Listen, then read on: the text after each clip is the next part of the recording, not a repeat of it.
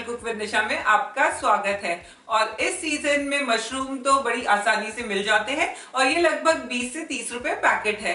और दूसरा, अगर आप अपने नॉर्मल बेसिक सूप से बोर हो गए तो मैं लेके आ रही हूँ आपके लिए ये मशरूम सूप की रेसिपी, जिसका स्वाद एकदम हटके है। तो जरूर ट्राई कीजिए मेरे इस मशरूम सूप की रेसिपी को और आप भी देखेंगे कि ये स्वाद में कितना क्रीमी और यमी है।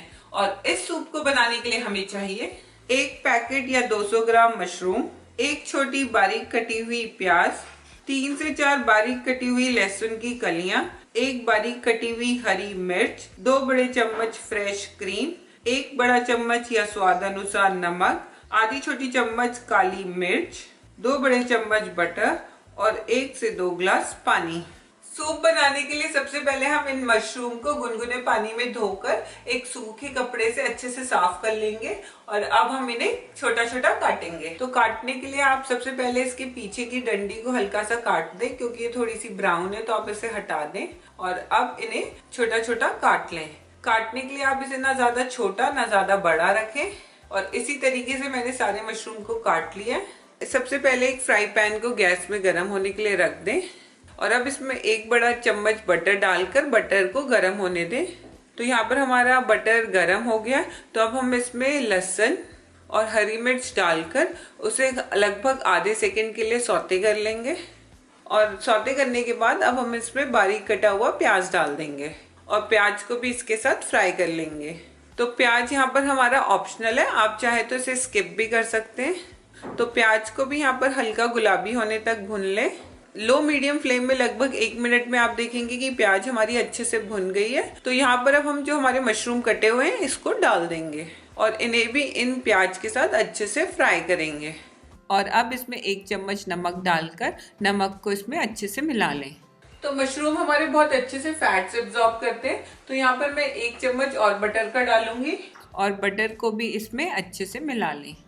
और इन मशरूम को हमें हल्का सा ब्राउन होने तक फ्राई करना है। आप देखेंगे कि यहाँ पे मशरूम ने पानी छोड़ दिया है, तो हम इसे अभी और फ्राई करेंगे और बीच बीच में आप इन्हें चलाते भी रहें। और लगभग 3 से 4 मिनट में यहाँ पर आप देख सकते हैं कि मशरूम का सारा पानी सूख गया और ये अच्छे से डार्क ब्राउन हो गए। तो इसका मतलब मशरूम हमारे हो गए। तो गैस का फ्लेम यहाँ पर बंद कर दें और इन मशरूम को ठंडा होने के लिए रख दें, क्योंकि अब हम इन्हें ग्राइंड करना है। तो यहाँ पर ये मशरूम ठंडे हो गए और अब हम इनमें से 3/4 मशरूम को ग्राइंड करके एक इसका थिक पेस्ट बना लेंगे और बाकी इन मशरूम के पीसेस को हम सूप में क्रंचीनेस लाने के लिए रखेंगे। तो इसको ग्राइंड करके इसका थिक पेस्ट बना ले।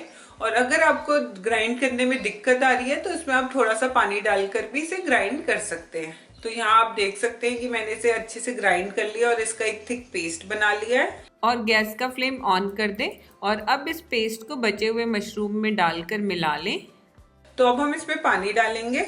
यहाँ पर मैंने 1 कटोरी पानी डाला है और अभी हम इसमें और पानी डालेंगे। तो यहाँ पर मैंने मिक्सर जार में 1 कटोरी और पानी डालकर उसे भी इसमें डाल दिया है। वैसे तो आप यहाँ देख सकते हैं कि हमारा जो मशरूम का सूप है बहुत थिक और क्रीमी है।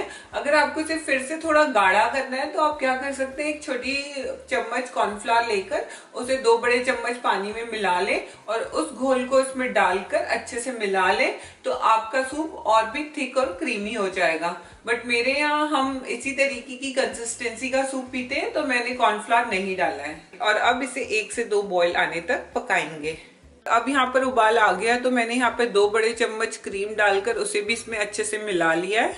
और यहाँ पर आधी छोटी चम्मच काली मिर्च भी डाल दें, उसे भी अच्छे से मिला लें और इसे 1 उबाल आने तक पका लें। बीच बीच में इसे चलाते भी रहें। लगभग 2 से 2.5 मिनट में इसमें अच्छे से उबाल आ गया है, तो ये पक गया है। अब गैस का फ्लेम बंद कर दें और अब इस सूप को काली मिर्च, धनिया पत्ती और फ्रेश क्रीम के साथ गार्निश करें। तो यहाँ तैयार है हमारा आसान से बनने वाला क्रीमी मशरूम सूप। इस रेसिपी को आप एक बार जरूर ट्राई कीजिए और अगर आपको ये रेसिपी पसंद आती है तो मेरी रेसिपी को लाइक और शेयर करना ना भूलें और मेरे चैनल को भी रेड बटन दबा के सब्सक्राइब जरूर करें। तब तक मैं मिलती हूँ अपनी नेक्स्ट रेसिपी के साथ। घर का खाएं, हेल्दी रहें। Bye bye. और अगर आप मेरी दूसरी बनाई गई रेसिपीज देखना चाहते हैं तो स्क्रीन पर दिए गए लिंक्स को क्लिक करें और नीचे रेड बटन दबा के मुझे सब्सक्राइब करना ना भूलें।